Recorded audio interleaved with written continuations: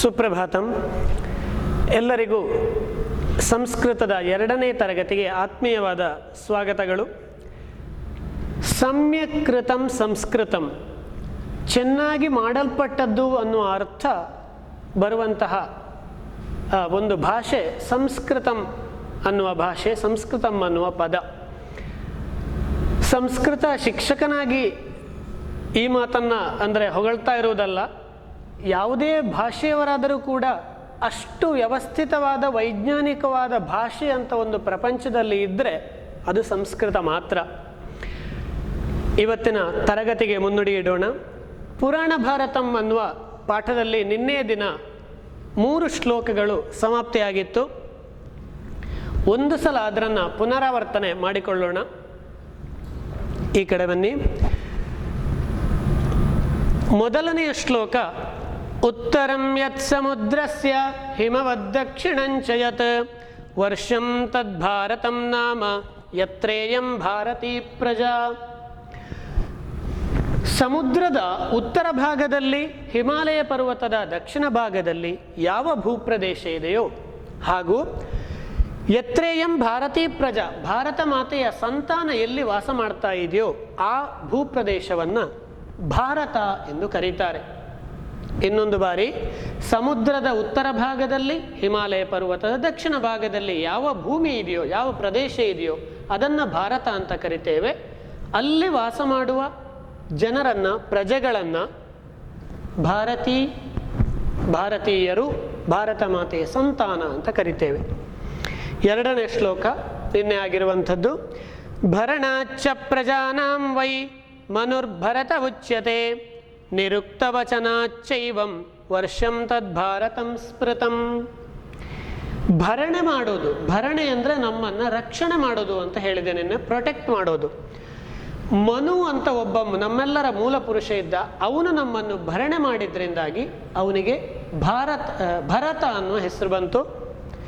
ಭರತನ ಆಳ್ವಿಕೆಯಲ್ಲಿ ಇದ್ದ ಕಾರಣ ಈ ಭೂಪ್ರದೇಶಕ್ಕೆ ಭಾರತ ಅನ್ನುವ ಹೆಸರು ಬಂತು. ಭರಣಾಚ್ಚ ಪ್ರಜಾನಾಂ ವೈ, ಪ್ರಜೆಗಳನ್ನು ಭರಣೆ ಮಾಡಿದ್ರಿಂದ ಮನು ಭರತ ಅಂತ ಆದ. ನಿರುಕ್ತ ವಚನಾಚ್ಚೈವಂ ವರ್ಷಂ ತದ್ ಭಾರತಂ ಸ್ಮೃತಂ.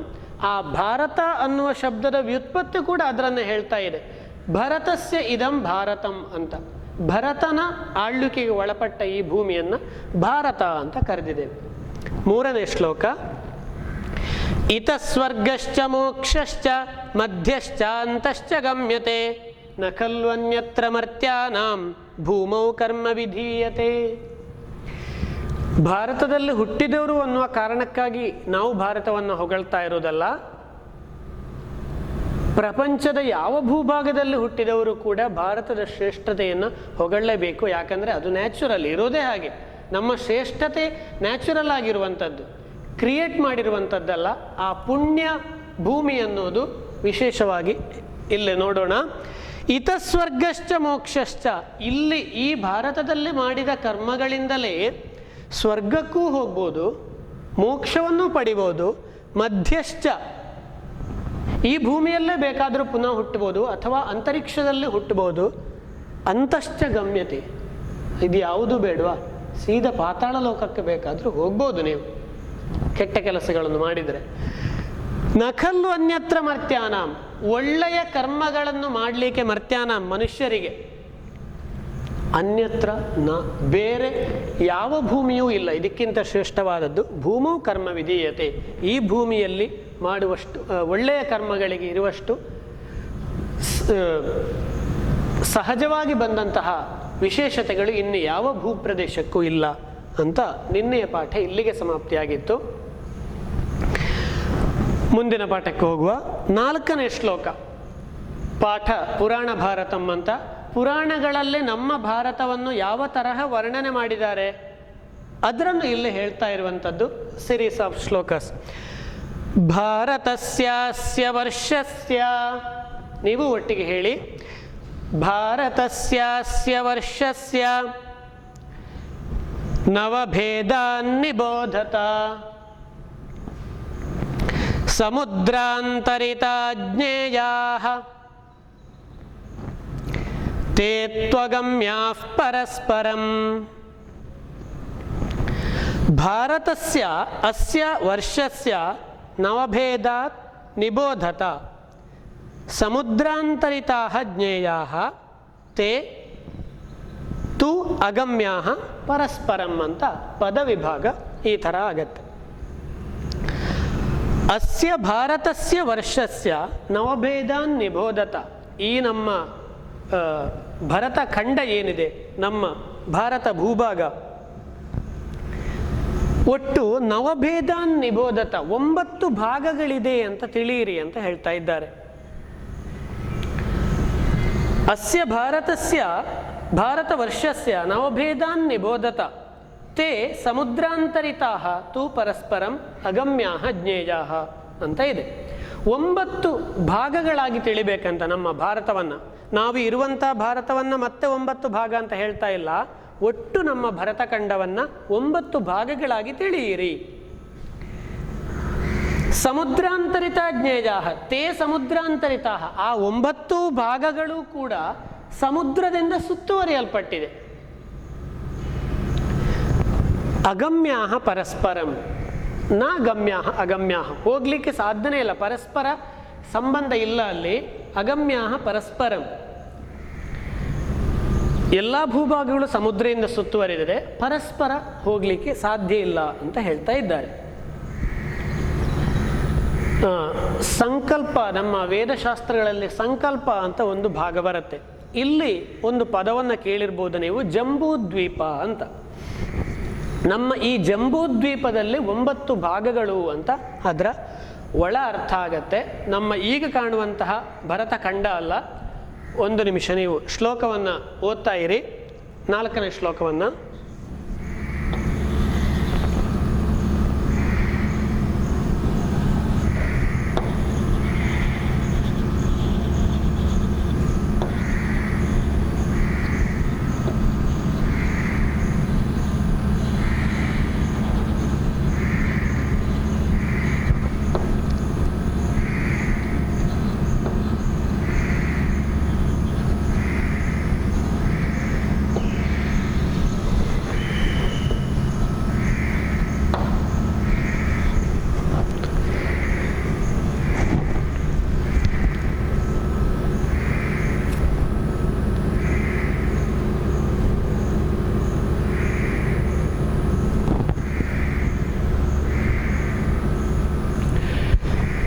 ಎಸ್, ಇಲ್ಲಿ ಬನ್ನಿ. ಭಾರತಸ್ಯ ವರ್ಷಸ್ಯ ನವಭೇದಾನ್ ನಿಬೋಧತ. ಸಮಗ್ರ ಜಂಬೂದ್ವೀಪದಲ್ಲಿ 9 ಭಾಗಗಳು. ಸಮುದ್ರಾಂತರಿತ, ಅವೆಲ್ಲದೂ ಕೂಡ ಪರಸ್ಪರ ಎಲ್ಲವೂ ಸಮುದ್ರದಿಂದ ಸುತ್ತುವರಿಯಲ್ಪಟ್ಟಿದೆ, ನೀರಿನಿಂದ ಸುತ್ತುವರಿಯಲ್ಪಟ್ಟಿದೆ. ಅಗಮ್ಯಾಃ ಪರಸ್ಪರ, ಪರಸ್ಪರ ಹೋಗಲಿಕ್ಕೆ ಸಾಧ್ಯ ಇಲ್ಲ ಅಂತ ಇಲ್ಲಿಗೆ ಒಂದು 4ನೇ ಶ್ಲೋಕದ ಅರ್ಥ ಮುಗಿಯುತ್ತೆ. ಇದರಲ್ಲಿ ಪೂರ್ತಿ ಅರ್ಥ ಆಗಲಿಕ್ಕಿಲ್ಲ, ಇಲ್ಲಿಗೆ ಬಂದಾಗ ನಿಮಗೆ ಗೊತ್ತಾಗ್ಬೋದು. ಇದು ನಮ್ಮ ಈಗಿನ ಸದ್ಯಕ್ಕೆ ಇರುವಂತಹ ಭರತಖಂಡ. ಇನ್ನು ಕೆಲವೇ ದಿನಗಳಲ್ಲಿ ಇದು ನಮ್ಮ ಅಖಂಡ ಭಾರತವಾಗಿ ಪರಿವರ್ತಿತವಾಗುವ ಎಲ್ಲ ಶುಭ ಸೂಚನೆಗಳು ಕಾಣ್ತಾ ಇದೆ. 4ನೇ ಶ್ಲೋಕದಲ್ಲಿ ಅಗಮ್ಯಾಃ ಅಂತ ಒಂದು ಶಬ್ದ ಇದೆ.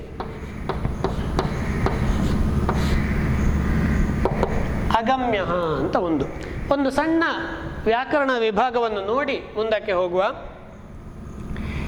ಇಲ್ಲಿ ಗಮ್ ಅನ್ನುವ ಧಾತು, ಮೂಲ ಧಾತು ಗಮ್ ಅನ್ನುವ ಧಾತು, ಗಮನೆ. ಇಲ್ಲಿಗೆ ಲೆಪ್ ಅನ್ನುವ ಒಂದು ಪ್ರತ್ಯಯ ಬರುತ್ತೆ. ನಾವು ಆಡುವಂತಹ ಎಲ್ಲ ಶಬ್ದಗಳಿಗೂ ಕೂಡ ಒಂದು ಮೂಲ ಧಾತು ಅಂತ ಇರುತ್ತೆ. ನಿಮ್ಮ ಹೆಸರುಗಳಿಗೂ ಒಂದು ಮೂಲ ಧಾತು ಅಂತ ಇರುತ್ತೆ. ರಾಮ ಅಂತ ಇದ್ರೆ ರಮು ಕ್ರೀಡಾಯಂ ಅನ್ನುವ ಧಾತುವಿನಿಂದ ಬಂದಿರೋದು ಆ ಶಬ್ದ. ಆ ಮೂಲ ಧಾತುವಿಗೆ ಮಾತ್ರ ನಮಗೆ ಬಳಕೆಯಲ್ಲಿ ಮಾಡಲಿಕ್ಕಾಗಲ್ಲ, ಅದಕ್ಕಾಗಿ ಬೇರೆ ಬೇರೆ ಪ್ರತ್ಯಯಗಳು ಅಂತ ಬರುತ್ತೆ. ಸಫಿಕ್ಸ್ ಅಂತ ಹೇಳ್ಬೋದು ನೀವು. ಪ್ರತ್ಯಯಗಳು ಅಂತ ಸೇರಿದಾಗ ಅದಕ್ಕೆ ಕಂಪ್ಲೀಟ್ ಮೀನಿಂಗ್ ಸಿಗುವಂಥದ್ದು.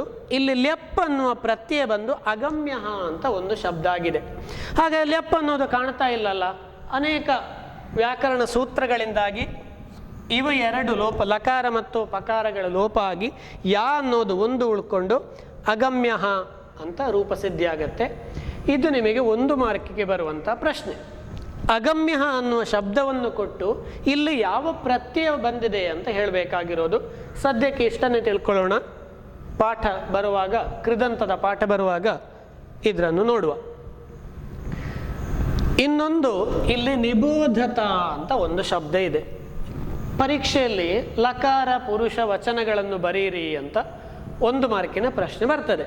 ನಿಬೋಧತ ಅಂತ ಏನು ಲಕಾರಗಳು? ಗ್ರಾಮರ್ ಅಂದ ತಕ್ಷಣ ಅದರನ್ನ ಮುಖವನ್ನು ಗಂಟಿಕ್ಕೊಳ್ಬೇಕು ಅಂತಿಲ್ಲ. ಕಾರಣ ನಮ್ಮ ಮಾತುಗಳು ಅತ್ಯಂತ ಚಂದವಾಗಲಿಕ್ಕೆ ಬೇಕಾಗಿರುವುದು ಸ್ಪಷ್ಟವಾದ ವ್ಯಾಕರಣ. 10 ಲಕಾರಗಳು ಅಂತ ಕೇಳಿರ್ಬೋದು. ಲಟ್, ಲಿಟ್, ಲೋಟ್, ಲಂಗ್, ಲಿಂಗ್, ಹೀಗೆ 10 ಲಕಾರಗಳಿದೆ. ಸಾಮಾನ್ಯವಾಗಿ ಹೇಳುವುದಾದ್ರೆ ಅದನ್ನು ಟೆನ್ಸ್ಗಳು ಅಂತ ಹೇಳ್ಬೋದು. ಸದ್ಯಕ್ಕೆ ಇಲ್ಲಿ ಬಂದಿರೋದು ನಿಮಗೆ ಲೋಟ್ ಲಕಾರ ಅಂತ. ಯಾವುದೋ ಒಂದು ಆರ್ಡರ್ ಅಥವಾ ಯಾವುದೋ ಒಂದು ರಿಕ್ವೆಸ್ಟ್ ಮಾಡಬೇಕಾಗಿರುತ್ತೆ. ಆ ಸಂದರ್ಭದಲ್ಲಿ ಉಪಯೋಗಿಸುವ ವರ್ಬ್ ಏನಿದೆ, ಕ್ರಿಯಾಪದ ಏನಿದೆ, ಅಲ್ಲಿ ನಾವು ಉಪಯೋಗಿಸುವಂಥ ಲಕಾರಕ್ಕೆ ಲೋಟ್ ಲಕಾರ ಅಂತ ಕರೆಯುವಂಥದ್ದು. ಈ ನಿಬೋಧತ ಅನ್ನೋದು ಲೋಟ್ ಲಕಾರದ ಒಂದು ಕ್ರಿಯಾಪದ. ಮಧ್ಯಮ ಪುರುಷ ಬಹುವಚನದ ಒಂದು ಕ್ರಿಯಾಪದ. ನಿಬೋಧತ ಅನ್ನೋದು ಲೋಟ್ ಲಕಾರ ಮಧ್ಯಮ ಪುರುಷ ಬಹುವಚನದ ಒಂದು ಕ್ರಿಯಾಪದ. ಮುಂದಿನ ಶ್ಲೋಕಕ್ಕೆ ತೆರಳುವ. ಹೇಳಿ.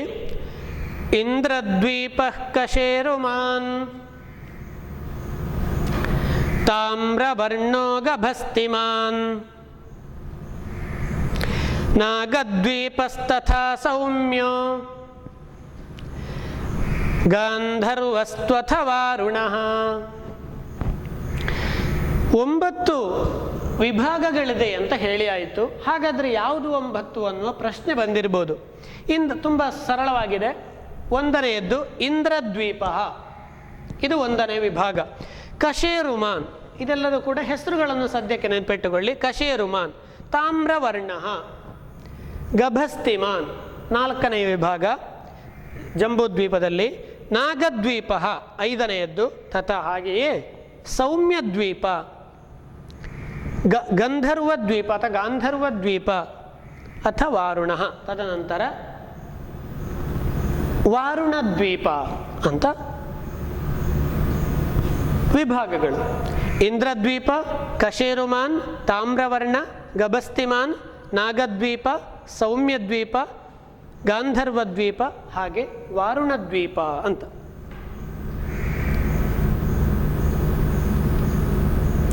ಒಟ್ಟಿಗೆ 8 ವಿಭಾಗಗಳು ಇಲ್ಲಿ ಸಿಕ್ಕಿತು ನಮಗೆ. ಇನ್ನು 1 ಬಾಕಿ ಇದೆ. ನಿಮ್ಮ ಪಠ್ಯ ಪುಸ್ತಕವನ್ನು ನೋಡಿದರೆ ಅಲ್ಲೇ ಮುಂದುಗಡೆ ಇದಕ್ಕೆ ಬೇಕಾಗುವ ಎಲ್ಲ ಭರತಖಂಡ ಎಲ್ಲ ಅಲ್ಲ, ಕೆಲವೊಂದಷ್ಟು ಇದೆ. ಇನ್ನು ನಿಮಗೆ ಸ್ಪಷ್ಟವಾಗಿ ಬೇಕಾಗುವುದಾದರೆ ಗೂಗಲಲ್ಲಿ ನಮ್ಮ ಪ್ರಾಚೀನ ಭಾರತದ ಭೂಪಟವು ಸಿಗತ್ತೆ. ಅದರಲ್ಲಿ ಈ ಎಲ್ಲ ಹೆಸರುಗಳು ಸ್ಪಷ್ಟವಾಗಿ ನಿಮಗೆ ಗುರುತು ಮಾಡಲಿಕ್ಕಾಗತ್ತೆ. ಸಮಯದ ಅಭಾವದಿಂದ ಇದು ಹೆಸರುಗಳನ್ನಷ್ಟೇ ತಿಳ್ಕೊಳ್ಳುವ.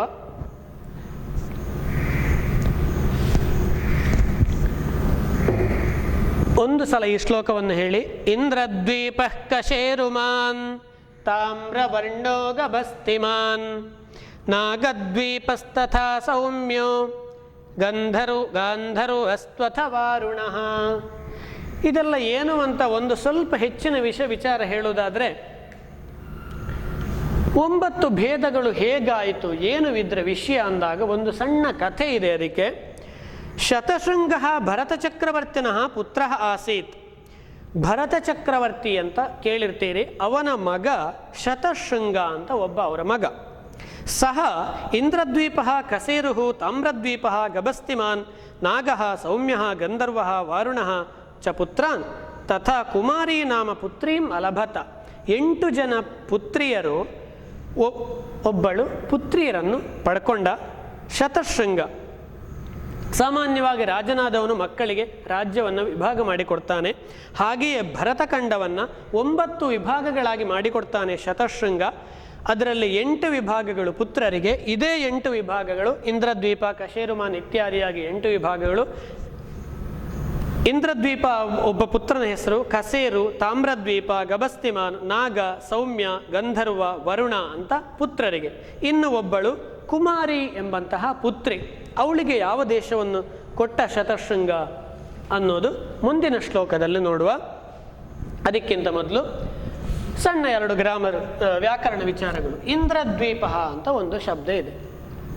ಇಂದ್ರ ಇತಿ ದ್ವೀಪ ಅಂತ ಅದರ ವಿಗ್ರಹ ವಾಕ್ಯ. ಇದು ಸಂಧಿಯಲ್ಲ, ಸಮಾಸದ ವಿಚಾರ. ಇಲ್ಲಿ ಇಂದ್ರ ಎಂಬಂತಹ ಒಂದು ದ್ವೀಪಕ್ಕೆ ಇಂದ್ರದ್ವೀಪ ಅಂತ ಹೆಸರು. ತುಂಬ ಸರಳವಾಗಿದೆ. ಕರ್ಮಧಾರೆಯ ಸಮಾಸ ಅಂತ ಹೇಳ್ತೇವೆ. ಸಂಭಾವನಾ ಪೂರ್ವಪದ ಕರ್ಮಧಾರಯ ಅಂತ ಮತ್ತೆ ಅದರ ಒಳ ವಿಭಾಗಗಳು. ಸದ್ಯಕ್ಕೆ ಪರೀಕ್ಷೆಗೆ ಬೇಕಾಗುವಂಥದ್ದು ಇಂದ್ರ ಇತಿ ದ್ವೀಪ, ಇಂದ್ರದ್ವೀಪ, ಈ ಥರ ಬರುವಂಥದ್ದು. ಮುಂದೆ ಹೋಗುವ 6ನೇ ಶ್ಲೋಕ. 8 ವಿಭಾಗಗಳಾಯಿತು. 9ನೇ ವಿಭಾಗ. ಅಯಂತು ನವಮಸ್ತೇಷಾಂ ದ್ವೀಪಸ್ಸಾಗರ ಸಂವೃತಃ ಯೋಜನಾನಾಂ ಸಹಸ್ರಂತು ದ್ವೀಪೋಯಂ ದಕ್ಷಿಣೋತ್ತರಂ. ಅಯಂತು ನವಮಸ್ತೇಷಾಂ ದ್ವೀಪಸ್ಸಾಗರ ಸಂವೃತಃ ಯೋಜನಾನಾಂ ಸಹಸ್ರಂತು ದ್ವೀಪೋಯಂ ದಕ್ಷಿಣೋತ್ತರಂ. 9ನೆಯ ದ್ವೀಪ ಯಾವುದು? 9ನೆಯದ್ದು ಅಯಂ, ಇದು ಯಾವುದು ನಾವು ನೀವು ನಿಂತ್ಕೊಂಡಿದ್ದೇವೋ ಈ ದ್ವೀಪವೇ 9ನೆಯ ದ್ವೀಪ. ಭರತ ವರ್ಷ ಅಥವಾ ಭರತಖಂಡ ಅಂತ ಇದನ್ನು ನಾವು ಕರಿತೇವೆ. ದ್ವೀಪ ಸಾಗರ ಸಂವೃತಃ, ಈ ದ್ವೀಪವು ಸಾಗರಗಳಿಂದ ಸುತ್ತುವರಿದಿದೆ. ಸ್ಪಷ್ಟವಾಗಿ ಗೊತ್ತಾಗ್ತಾ ಇದೆ. ಹಿಂದೂ ಮಹಾಸಾಗರ ಇಲ್ಲಿ ನೋಡಿ, ಹಿಂದೂ ಮಹಾಸಾಗರ ನಿನ್ನೆ ಹೇಳಿದಾಗೆ ಇದು ಸಿಂಧೂ ಸಾಗರ, ಇದು ಗಂಗಾ ಸಾಗರ ಅಥವಾ Arabian C, bay of Bengal. ಈ ಸಾಗರಗಳಿಂದ ಸುತ್ತುವರಿದಿರುವಂತಹ ಈ ಭರತಖಂಡವೇ ನವಮಸ್ತೇಷಾಂ 9ನೆಯದ್ದು. ಶತಶೃಂಗನ ಮಗಳಿಗೆ ಕುಮಾರಿಗೆ ಕೊಟ್ಟಂತಹ ಒಂದು ದ್ವೀಪ ಇದೆ ಭಾರತ ಮಾತೆಯ ಭರತಖಂಡ. ದ್ವೀಪ ಸಾಗರ ಸಂವೃತಃ ಯೋಜನಾನಾಂ ಸಹಸ್ರಂತು, ಇದರ ಪರಿಧಿ ಎಷ್ಟು? ಇದು ಎಷ್ಟು ದೊಡ್ಡದಾಗಿದೆ? ದ್ವೀಪೋಯಂ ದಕ್ಷಿಣೋತ್ತರಂ, ಅಯಂ ದ್ವೀಪ, ಈ ದ್ವೀಪ ದಕ್ಷಿಣೋತ್ತರವಾಗಿ ಯೋಜನಾನಾಂ ಸಹಸ್ರಂ, 1,000 ಯೋಜನ ಇದೆಯಂತೆ. ಈ ಯೋಜನ ಅನ್ನುವ ಶಬ್ದವನ್ನು ನೀವು ಎಲ್ಲಾದರೂ ಕೇಳಿರ್ಬೋದು.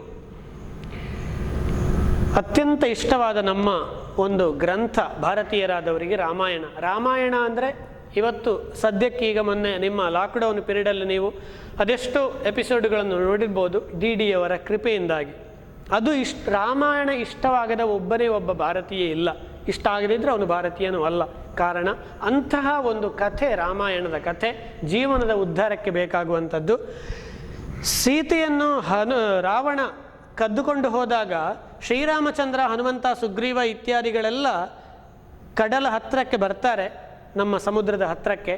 ಯಾರು ಸಮುದ್ರವನ್ನು ದಾಟುವವರು ಅಂತ ಅಂದಾಗ ಜಾಂಬವಂತ ಮೊದಲಾದವರೆಲ್ಲ ತನಕ 90 ಯೋಜನ ದಾಟಬಹುದು ಅಂತ ಆಯಿತು. 100 ಯೋಜನ ಇಲ್ಲ. ಅಲ್ಲಿ ಒಬ್ಬ ಹೇಳ್ತಾನೆ, ಹೇಗಾದರೂ ಹೋದೇನು ಅಂತ ಜಾಂಬವಂತ, ಆದರೆ ಮತ್ತೆ ಬರಲಿಕ್ಕೆ ಸಾಧ್ಯ ಇಲ್ಲ, ಒಂದು ವಯಸ್ಸಾದ ಕಾರಣದಿಂದಾಗಿ. ಕಟ್ಟ ಕಡೆಗೆ ಹನುಮಂತ ಹಾರಿ ಸೀತೆಯ ಸಮಾಚಾರವನ್ನು ತರ್ತಾನೆ, ಎಲ್ಲ ಗೊತ್ತಿದೆ. 100 ಯೋಜನಗಳ ದೂರ. ಇಲ್ಲಿ ಅದೇ ಯೋಜನದ ಮಾನದಲ್ಲಿ ಹೇಳ್ತಾ ಇದ್ದಾರೆ ನಮ್ಮ ಭರತಖಂಡ 1000 ಯೋಜನ ಅಂತ. ಅಂದಾಜು ನಿಮಗೆ ಹೇಳುವುದಾದರೆ 1 ಯೋಜನ ಅಂದರೆ 13 ಕಿಲೋಮೀಟರ್. 1 ಯೋಜನ 1,000 ಯೋಜನ ಅಂದರೆ 13,000 ಕಿಲೋಮೀಟರ್ ಅಷ್ಟಾಗುವಷ್ಟು ಈ ಭರತಖಂಡದ ಪರಿಧಿ, ಇದರ ದೂರ ಇಷ್ಟು ಗಾತ್ರ ಅಂತ ಹೇಳ್ತಾ ಇದ್ದಾರೆ. ಯೋಜನಾನಾಂ ಸಹಸ್ರಂತು ದ್ವೀಪೋಯಂ ದಕ್ಷಿಣೋತ್ತರಂ, 1,000 ಯೋಜನಗಳಷ್ಟು ಇರುವಂಥದ್ದು ಇಲ್ಲಿಂದ ಇಲ್ಲಿಗೆ ಅಂತ, 13,000 ಕಿಲೋಮೀಟರ್ ಅಂತ. ಇವತ್ತಿನ ಲೆಕ್ಕಾಚಾರಕ್ಕೆ ನೀವು ಮಾಡೋದಾದರೂ ಅಂದಾಜು ಅದೇ ಪರಿಮಿತಿಯಲ್ಲಿ ಬರ್ತದೆ.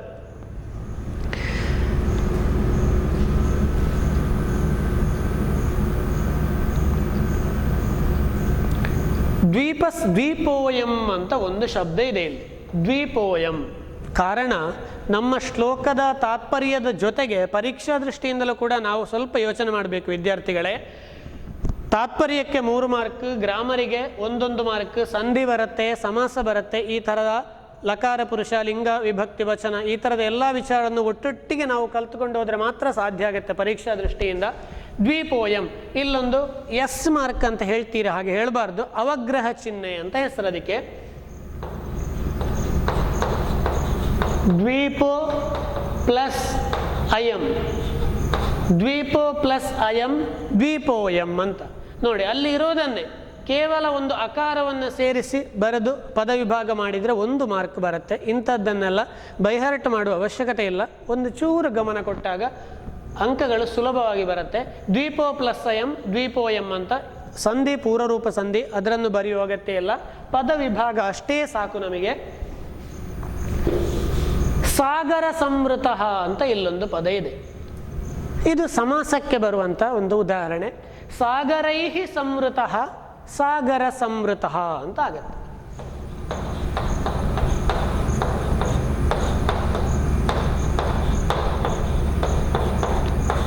ಸಾಗರೈಹಿ ಯಾವ ಸಮಾಸ ಅನ್ನೋದನ್ನು ಕೇಳ್ತಾ ಇಲ್ಲ ನಿಮಗೆ ಪಿಯುನಲ್ಲಿ. ಸಾಗರೈಹಿ ಸಂವೃತ ಸಾಗರ ಸಂವೃತ ಇದು ವಿಗ್ರಹವಾಕ್ಯ. ವಿಗ್ರಹವಾಕ್ಯ ಸಮಾಸ ಅರ್ಥ ಇಷ್ಟೇ. ಸಮಾಸ ಅಂದರೆ ಪದಗಳನ್ನು ಕಮ್ಮಿ ಮಾಡಿ ಬರೆಯೋದು, ವಿಗ್ರಹವಾಕ್ಯ ಅಂದರೆ ಅದರ ಅರ್ಥವನ್ನು ಬರೆಯುವಂಥದ್ದು. ಅರ್ಥ ಕಡಿಮೆ ಮಾಡಲ್ಲ, ಪದಗಳು ಸ್ವಲ್ಪ ಜಾಸ್ತಿ ಆಗತ್ತಷ್ಟೇ. ಇದು ಸಮಾಸ, ಇದು ವಿಗ್ರಹವಾಕ್ಯ, ಇಷ್ಟೇ. ಒಂದು ಸಲ ಹೇಳಿಬಿಡುವ. ಅಯಂತು ನವಮಸ್ತೇಷಾಂ ದ್ವೀಪ ಸಾಗರ ಸಂವೃತಃ ಯೋಜನಾನಾಂ ಸಹಸ್ರಂತು ದ್ವೀಪೋಯಂ ದಕ್ಷಿಣೋತ್ತರಂ. ಇದು 9ನೇ ವಿಭಾಗ ಜಂಬೂದ್ವೀಪದಲ್ಲಿ. ಇದರ ದಕ್ಷಿಣದಿಂದ ಉತ್ತರಕ್ಕೆ 13,000 ಕಿಲೋಮೀಟರ್ ಅಂದರೆ 1,000 ಯೋಜನೆಗಳಷ್ಟು ದೂರ ಇರುವಂತಹ ಒಂದು ಪರಿಮಿತಿ ದಕ್ಷಿಣೋತ್ತರವಾಗಿ ಈ ದ್ವೀಪ. ಇಲ್ಲಿಗೆ 6ನೇ ಶ್ಲೋಕ ಮುಗಿಯಿತು. ಮುಂದೆ 7ಮ ಶ್ಲೋಕ. ಮಹೇಂದ್ರೋ ಮಲಯ ಸಹ್ಯಃ ಶುಕ್ತಿಮಾನ್ ವೃಕ್ಷ ಪರ್ವತಃ ವಿಂಧ್ಯಶ್ಚ ಪಾರಿಯಾತ್ರಶ್ಚ ಇತ್ಯೇತೆ ಕುಲಪರ್ವತಾಃ. ಮಹೇಂದ್ರೋ ಮಲಯಃ ಸಹ್ಯಃ ಶುಕ್ತಿಮಾನ್ ವೃಕ್ಷಪರ್ವತಃ ವಿಂಧ್ಯಶ್ಚ ಪಾರಿಯಾತ್ರಶ್ಚ ಇತ್ಯೇತೆ ಕುಲಪರ್ವತಾಃ. ವಿದ್ಯಾರ್ಥಿಗಳೇ, ಶ್ಲೋಕಗಳು ಮುಂದೆ ಹೋಗ್ತಾ ಇದೆ. ಕೇವಲ ಇದರ ಅರ್ಥವನ್ನು ತಿಳ್ಕೊಂಡು ಪರೀಕ್ಷೆ ಬರೆದ್ರಷ್ಟೇ ನಮ್ಮ ಭಾರತೀಯ ಶಿಕ್ಷಣ ಪದ್ಧತಿ ಅನ್ನೋದು ಪರಿಪೂರ್ಣ ಆಗಲ್ಲ, ಕಂಪ್ಲೀಟ್ ಅಂತ ಅನ್ನಿಸಲ್ಲ. ಹಾಗಾಗಿ ಇದು ಎಲ್ಲದನ್ನೂ ಕೊಡುವ ಉದ್ದೇಶ ಏನಿತ್ತು ನಮ್ಮ ಈ ದ್ವಿತೀಯ PUC ಏಜಲ್ಲಿ ಅಂತ ಒಂದು ಚೂರು ಇದರಿಂದ ಆಚೆಗೆ ಯೋಚನೆ ಮಾಡುವ. ಏನಿಲ್ಲ, ಮಹೇಂದ್ರೋಮಲಯ ಪರ್ವತಗಳ ಬಗ್ಗೆ ಹೇಳ್ತಾ ಇದ್ದಾರೆ, ಮುಂದೆ ಇದರಲ್ಲೇ ನದಿಗಳ ಬಗ್ಗೆ ಹೇಳ್ತಾ ಇದ್ದಾರೆ, ಒಂದಷ್ಟು ಭಾರತದ ಬಗ್ಗೆ ಶ್ಲೋಕಗಳನ್ನು ಹೇಳಿದ್ರು. ಇದೆಲ್ಲ ಯಾಕೆ ಬೇಕಿತ್ತು ಅನ್ನುವ ಮೂಲಭೂತ ಪ್ರಶ್ನೆ ಇದೆ. ವಿದೇಶದಲ್ಲೂ ಇದೆಯಲ್ಲ, ವಿದೇಶದಲ್ಲಿ ಇಷ್ಟು ಅಮೆಜಾನ್ ಕಾಡು ಇದು, ಇದಕ್ಕಿಂತ ಮಹಾ ಕಾಡಿದೆ, ನೈಲ್ ನದಿ ಇದೆ, ಇದಕ್ಕಿಂತ ಉದ್ದದಾದ ನದಿಗಳು ಬೇಕಷ್ಟಿದೆ, ಸಿಕ್ಕಾಪಟ್ಟೆ ಸಿಗತ್ತೆ ನಮಗೆ. ಆದರೆ ಯಾಕೆ ಭಾರತದ ಬಗ್ಗೆ ಇಷ್ಟೆಲ್ಲ ಪುರಾಣಗಳಲ್ಲಿ ಹೇಳ್ತಾ ಇದ್ದಾರೆ? ಪ್ರಧಾನವಾದ ಒಂದು ವ್ಯತ್ಯಾಸವನ್ನು ನೆನಪಿಟ್ಟುಕೊಳ್ಳಿ ವಿದ್ಯಾರ್ಥಿಗಳೇ. ವಿದೇಶದಲ್ಲಿರುವ ಪರ್ವತಗಳು ನದಿಗಳಿಗೂ ಭಾರತದಲ್ಲಿರುವ ಪರ್ವತ ನದಿ ಮೊದಲಾದ ವಿಶೇಷತೆಗಳಿಗಿರುವ ಪ್ರಧಾನವಾದ ವ್ಯತ್ಯಾಸ, ಅಲ್ಲಿ ಪರಿಪೂರ್ಣವಾಗಿ ನಿನ್ನೆ ಹೇಳಿದ ಹಾಗೆ ಅದು ಭೋಗಭೂಮಿ. ಭೋಗಭೂಮಿಯಲ್ಲಿ ಇರುವಂತಹದ್ದು, ಇಲ್ಲಿರುವಂಥದ್ದು ಯೋಗಭೂಮಿ, ಕರ್ಮಭೂಮಿ ನಮ್ಮ ಭಾರತದ್ದು. ಈ ನದಿ ತಟದಲ್ಲಿ ವಾಸ್ತುವಿದ್ಯೆ ಇತ್ಯಾದಿಗಳೆಲ್ಲ, ಎಲ್ಲ ವಿದ್ಯೆಗಳು ಪರಸ್ಪರ ಲಿಂಕ್ಡ್ ನಮ್ಮದು. ಅರ್ಥ ಮಾಡಿದರೆ ಒಂದು ಸಣ್ಣ ಉದಾಹರಣೆ ಹೇಳ್ತೇನೆ. ಒಂದು ನದಿ ಹರಿಯುವ ಮನೆಯ ಈಶಾನ್ಯ ಭಾಗದಲ್ಲಿ ನೀರಿನ ಮೂಲ ಇರಬೇಕು ಅಂತ ಹೇಳುತ್ತೆ ವಾಸ್ತುಶಾಸ್ತ್ರ. ಈಶಾನ್ಯದಿಂದ ಈ ಕಡೆ ನದಿ ಹರಿತಾ ಇದ್ದು ಅಲ್ಲಿ ನೀರಿನ ಉಗಮ ಸ್ಥಾನ ಇದ್ದರೆ ಅದು ಅತ್ಯಂತ ಧ್ಯಾನ ಮಾಡಲಿಕ್ಕೆ ಪ್ರಶಸ್ತವಾದ ಜಾಗ ಅಂತ ಹೇಳುತ್ತೆ. ಅದು ಹೇಗೆ ಸಾಧ್ಯ? ನೀರು ಹರಿತಾ ಇದ್ದು ನೀರಲ್ಲಿ ಬಾವಿಯ ಏನೋ ಒಂದಿದ್ರೆ ಧ್ಯಾನ ಮಾಡಲಿಕ್ಕೆ ಹೇಗೆ ಪ್ರಶಸ್ತ? ಇದನ್ನೆಲ್ಲ ಅರ್ಥ ಮಾಡ್ಕೊಳ್ಬೇಕಾದ್ರೆ ಒಂದೇ ಒಂದು ಮೂಲ ವಿದ್ಯೆ ನಮಗೆ ಬೇಕಾಗಿರುವಂಥದ್ದು ನಾಡಿ ವಿದ್ಯೆ. ಇವತ್ತು ಹೆಚ್ಚಿನ ಭಾಗ ನಾಶ ಇಲ್ಲ, ಲೋಪವಾಗಿ ಹೋದಂಥ ಒಂದು ವಿದ್ಯೆ ಅಂತ ಇದ್ದರೆ ಅದು ನಾಡಿಶಾಸ್ತ್ರ. ಹೇಗೆ ಗೊತ್ತಾಗತ್ತೆ? ಇನ್ನೂ ಒಂದಷ್ಟಿದೆ. ನಿಮ್ಮ ಈ ತುಳುನಾಡಿನಲ್ಲಂತೂ ಬೇಕಾದಷ್ಟು ಸಂಪ್ರದಾಯಗಳು, ಆಚಾರಗಳು ಇತ್ಯಾದಿ. ಅದು ಯಾಕೆ ಮಾಡಬೇಕು ಹೀಗೆಲ್ಲ ಪ್ರಶ್ನೆಗಳು ಬರುತ್ತೆ ನಿಮಗೆ. ಕುಂಕುಮ ಇಟ್ಟುಕೊಳ್ಬೇಕು ಯಾಕೆ? ಮನೆಯಿಂದ ಬರುವಾಗ ತುಳಸಿ ಕಟ್ಟೆಗೆ ಒಂದು ಪ್ರದಕ್ಷಿಣವಾಗಿ ಬರಬೇಕು ಯಾಕೆ? ಇನ್ನೊಬ್ಬರಿಗೆ ಮೆಟ್ಟಿದ್ರೆ ಅಲ್ಲಿ ಅವರಿಗೆ ನಮಸ್ಕಾರ ಮಾಡಬೇಕು ಯಾಕೆ? ಏನಾಗತ್ತೆ? ಅಲ್ಲೆಲ್ಲೋ ನಮ್ಮ ಕುಟುಂಬದಲ್ಲೇ ಅದೆಷ್ಟೋ ಕಿಲೋಮೀಟರ್ ದೂರದಲ್ಲಿ ಯಾರೋ ಒಬ್ಬರು ಸತ್ತರೆ, ಯಾರೋ ಒಬ್ಬರು ಹುಟ್ಟಿದ್ರೆ ಇಲ್ಲಿ ಒಂದಷ್ಟು ದಿವಸ ಸೂತಕ, ಹೀಗೆಲ್ಲ ಒಂದಷ್ಟು ಸಂಪ್ರದಾಯಗಳಿದೆ. ಏನಾಗತ್ತೆ? ಗೊತ್ತಿಲ್ಲದೆ ಅದೆಷ್ಟೋ ಜನ ಸತ್ತು ಹೋಗಿದ್ದಾರಲ್ಲ, ನಮಗೇನೂ ಆಗಲಿಲ್ಲಲ್ಲ.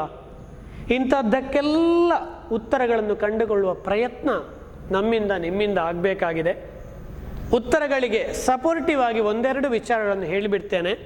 ನಮ್ಮ ಜೀವನ ನಿಂತಿರೋದು ಕೇವಲ ಕಣ್ಣಿಗೆ ಕಾಣುವ ಸತ್ಯದ ಬೇಸ್ ಮೇಲೆ ಅಲ್ಲ ಮಕ್ಕಳೇ. ಕಣ್ಣಿಗೆ ಕಾಣುವ ಸತ್ಯ ಅಷ್ಟೇ ಆಗಿದ್ದರೆ ಅದನ್ನು ವಿದೇಶದ ಭೋಗಭೂಮಿಯಲ್ಲಿ ಬೇಕಾದಷ್ಟು ಸಾಧನೆ ಮಾಡ್ತಾ ಇದ್ದಾರೆ.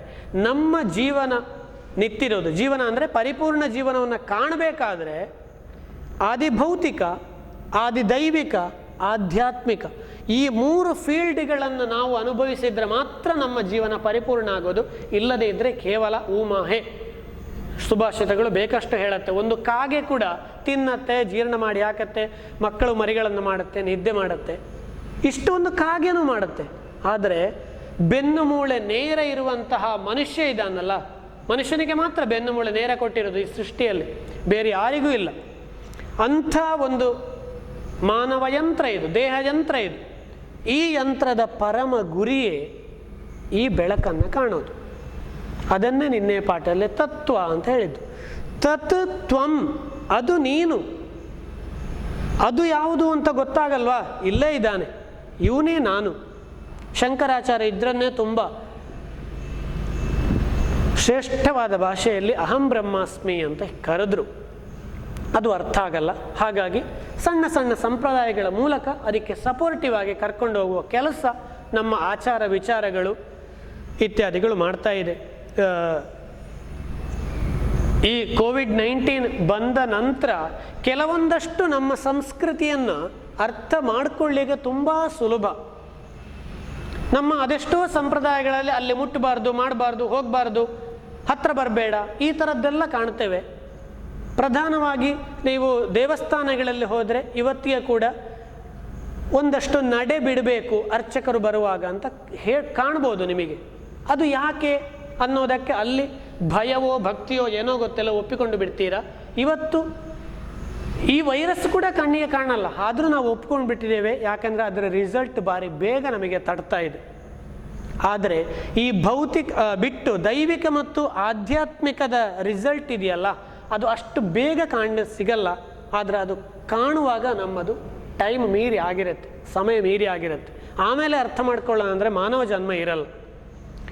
ಹಾಗಾಗಿ ಅಂಥದ್ದೆಲ್ಲ ಈ ಕೆಲವು ಆಚಾರ ಸಂಸ್ಕೃತಿಗಳೆಲ್ಲ ದೈವಿಕ ಮತ್ತು ಆಧ್ಯಾತ್ಮಿಕ ಪ್ರಪಂಚದ ಲಾಭವನ್ನು ತಂದುಕೊಡುವಂಥದ್ದು, ಕಣ್ಣಿಗೆ ಕಾಣುವ ಲಾಭವನ್ನು ಅಷ್ಟು ಬೇಗ ತಂದುಕೊಡಲ್ಲ. ಅದರಲ್ಲೂ ಹೇಳುತ್ತೆ ಅತ್ಯುತ್ಕಟೈ ಪುಣ್ಯಪಾಪೈ ಇಹೈವ ಫಲಮಶ್ನುತೆ ಅಂತ. ಅಂಥ ಭಾರಿ ಒಳ್ಳೆಯ ಪುಣ್ಯ ಕೆಲಸಗಳು ಅಥವಾ ಕೆಟ್ಟ ಕೆಲಸ ಮಾಡಿದ್ರೆ ಈ ಜನ್ಮದಲ್ಲೇ ಫಲ ಕೊಡತ್ತಂತೆ, ಕೊಡಲ್ಲ ಅಂತ ಏನಿಲ್ಲ.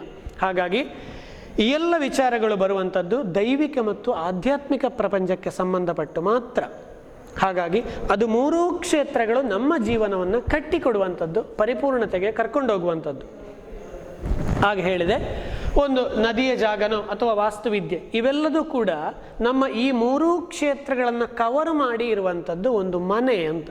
ಹಾಗಾಗಿ ಮನೆಯಲ್ಲಿ ಒಂದು ದೇವರ ಮನೆ ಅಂತ ಬೇಕು.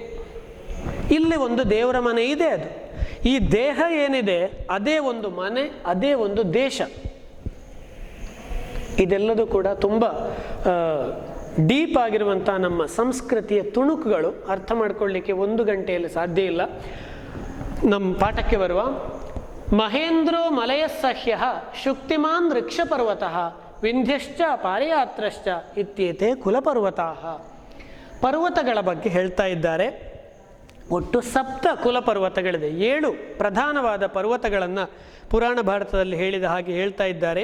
7ನೇ ಶ್ಲೋಕ ವರಾಹ ಪುರಾಣದಲ್ಲಿ ಬಂದಿರುವಂಥ ಒಂದು ಶ್ಲೋಕ ಇದು. ಮಹೇಂದ್ರ ಇದು ಒಂದು ಪರ್ವತದ ಹೆಸರು. ಮಲಯ ಮಲಯ ಪರ್ವತ, ಸಹ್ಯ ಪರ್ವತ, ಸಹ್ಯಾದ್ರಿ ಬೆಲ್ಟ್ ಏನಂತ ಹೇಳ್ತಾ ಇದೆ ಅದೆಲ್ಲ ನಮಗೆ ಕೆಲವು ಗೊತ್ತಿದೆ. ಶುಕ್ತಿಮಾನ್ ಪರ್ವತ, ಋಕ್ಷ ಪರ್ವತ, ವಿಂಧ್ಯ ಪರ್ವತ ಗೊತ್ತಿದೆ, ಮಧ್ಯಭಾಗದಲ್ಲಿ ಬರುವಂಥದ್ದು ವಿಂಧ್ಯ ಪರ್ವತ, ಪಾರಿಯಾತ್ರ ಇತ್ಯೇತೆ ಕುಲಪರ್ವತ. ಇವು 7 ಕುಲಪರ್ವತಗಳು ಅಂತ ಹೇಳ್ತಾ ಇದ್ದಾರೆ. ಪಾರಿಯಾತ್ರ ಅನ್ನು ನಿಮ್ಮ ಟೆಕ್ಸ್ಟ್ ಬುಕ್ಕಲ್ಲೇ ಕೊಟ್ಟಿದ್ದಾರೆ. ಪಾರಿಯಾತ್ರ ಅಂದಾಜು ಈ ಭಾರತದ ಈ ಭಾಗದಲ್ಲಿ ಬರುವಂಥದ್ದು ಪಾರಿಯಾತ್ರ ಪರ್ವತ ಅಂತ. ಸಹ್ಯಾದ್ರಿ ಪರ್ವತಗಳು ಇಲ್ಲಿ ಬರುವಂಥದ್ದು ವಿಂಧ್ಯ ಪರ್ವತ. ಹೀಗೆ ಒಂದೊಂದು ಪರ್ವತಗಳ ಪರಿಚಯವನ್ನು ಮಾಡ್ತಾ ಇದ್ದಾರೆ 7ನೇ ಶ್ಲೋಕದಲ್ಲಿ. ವಿಂಧ್ಯಶ್ಚ ಅಂತ ಒಂದು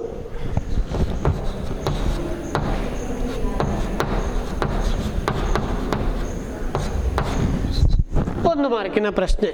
ಪದ ವಿಭಾಗವನ್ನು ಮಾಡಿದರೆ 1 ಮಾರ್ಕ್. ಪ್ರಯತ್ನ ಮಾಡಿ. ವಿಂಧ್ಯ ಪ್ಲಸ್ ಚ ವಿಂಧ್ಯಶ್ಚ, ವಿಂಧ್ಯ ಪ್ಲಸ್ ಚ ವಿಂಧ್ಯಶ್ಚ, ಇಷ್ಟು. ಇಲ್ಲಿ ವಿಸರ್ಗಕ್ಕೆ ಶಕಾರಾದೇಶ ಬಂದಿದೆ, ವಿಂಧ್ಯಶ್ಚ ಅಂತ ಆಗಿದೆ. ವಿಂಧ್ಯ ಪ್ಲಸ್ ಚ ವಿಂಧ್ಯಶ್ಚ. ಮಹೇಂದ್ರೋ ಮಲಯಃ ಸಹ್ಯಃ, ಒಟ್ಟಿಗೆ ಹೇಳೋಣ. ಮಹೇಂದ್ರೋ ಮಲಯಃ ಸಹ್ಯಃ ಶುಕ್ತಿಮಾನ್ ವೃಕ್ಷ ಪರ್ವತಃ ವಿಂಧ್ಯಶ್ಚ ಪಾರಯಾತ್ರಶ್ಚ ಇತ್ಯೇತೆ ಕುಲಪರ್ವತಾಃ. ಹಾಗೆ ಹೇಳಿದ ಹಾಗೆ ನಮ್ಮ ನದಿಗಳು ಪರ್ವತಗಳು ವಿದೇಶಕ್ಕೂ ನಮ್ಮ ಭಾರತಕ್ಕೂ ವ್ಯತ್ಯಾಸವನ್ನು ಹೇಳಿದೆ. ಹಾಗೆ ಇನ್ನೊಂದು ವಿಚಾರ ಪ್ರಧಾನವಾಗಿ ನೆನಪಿಟ್ಟುಕೊಳ್ಬೇಕಾದ್ದು ಗ್ರಂಥ ರಾಶಿಗಳು. ವಿದ್ಯಾರ್ಥಿಗಳೇ, ನಮಗೆ ಈ ಒಂದು ಏಜಲ್ಲಿ ಕೆಲವರಿಗೆ ಸಿಕ್ಕಿದ್ದನ್ನೆಲ್ಲ ಓದುವ ಹವ್ಯಾಸಗಳಿರ್ತದೆ. ಓದೋದು ಒಳ್ಳೆಯ ಅಭ್ಯಾಸನೇ, ಆದರೆ ಓದುವಾಗ ಒಂದು ಸ್ವಲ್ಪ ಆದರೂ ಫಿಲ್ಟರ್ ಮಾಡುವ ಗುಣ ಇದ್ದರೆ ನಮಗೆ ಒಳ್ಳೆಯದು, ನಮ್ಮ ಜೀವನಕ್ಕೆ ಒಳ್ಳೆಯದು. ಕಾರಣ, ಯಾವುದಾದ್ರೂ ಒಬ್ಬ ಗುರು ಹಿರಿಯರ ಹತ್ರ ಕೇಳಬೇಕು, ಇಂತಹ ಯಾವೆಲ್ಲ ಪುಸ್ತಕಗಳು ಯಾವೆಲ್ಲ ಆಥರ್ಗಳದ್ದು ನಮಗೆ ಹೆಲ್ಪ್ ಆಗುತ್ತೆ ಅನ್ನೋ ಕಾರಣ. ಇವತ್ತಿನ ಈ ಮಾರ್ಕೆಟಲ್ಲಿ ಏನೇ ಒಂದು ತಲೆಗೆ ತೋಚತ್ತೋ ಬರೆದು ಪ್ರಿಂಟ್ ಮಾಡಿ ಕಳಿಸಿದ್ರೆ ದುಡ್ಡು ಮಾಡಲಿಕ್ಕಾಗತ್ತೆ. ಆ ಒಂದು ಏನು ಗೋಜಲಿನಿಂದಾಗಿ ಇವತ್ತು ಇಡೀ ಪುಸ್ತಕ ಭಂಡಾರಗಳು ತುಂಬಿಬಿಟ್ಟಿದೆ. ವಿದೇಶೀಯ ಸಾಹಿತ್ಯ ರಾಶಿಗಳಿಗೂ ಭಾರತೀಯ ಸಾಹಿತ್ಯ ರಾಶಿ ಪ್ರಧಾನವಾದ ಪ್ರಾಚೀನ ಭಾರತೀಯ ಸಾಹಿತ್ಯ ರಾಶಿಗಳಿಗಿರುವ ವ್ಯತ್ಯಾಸ ಇದುವೇ. ನಮ್ಮ ಜೀವನದ ಪರಿಪೂರ್ಣತೆಗೆ ಬೇಕಾಗುವ ಅಂಶಗಳು ಪ್ರಧಾನವಾಗಿ ಇರುತ್ತೆ. ಹಾಗಾಗಿ ಅಂತಹ ಸಾಹಿತ್ಯ ರಾಶಿಗಳನ್ನು ಹೆಚ್ಚು ಹೆಚ್ಚು ಅಧ್ಯಯನ ಮಾಡಿದಾಗ ನಮ್ಮ ಜೀವನ ಏನು, ನಾವು ಯಾಕಾಗಿ ಹುಟ್ಟಿದ್ದೇವೆ, ಯಾಕಾಗಿ ಬದುಕ್ತಾ ಇದ್ದೇವೆ ಅನ್ನೋದು ಗೊತ್ತಾಗತ್ತೆ. ಇವತ್ತಿನ ಶಿಕ್ಷಣ ಪದ್ಧತಿಯಲ್ಲಿ ಈ ಒಂದು ಅಂಶ ಎಲ್ಲೋ ಮೂಲೆಯಲ್ಲಿ ಇಲ್ಲ ಅಂತ ಹೇಳ್ತಾ ಇಲ್ಲ, ಮೂಲೆಯಲ್ಲಿ ಸೇರ್ಕೊಂಡ್ಬಿಟ್ಟಿದೆ. ನಾವು ಯಾಕೆ ಹುಟ್ಟಿದ್ದೇವೆ, ಯಾಕೆ ಬದುಕಬೇಕು, ಏನಾಗಬೇಕು, ಇದು 3ಕ್ಕೆ ಬೇಕಾಗುವ ವಿಚಾರಗಳು ಕಡಿಮೆ ಇದೆ. ಮುಂದೆ ಹೋಗುವ. 8ನೇ ಶ್ಲೋಕ.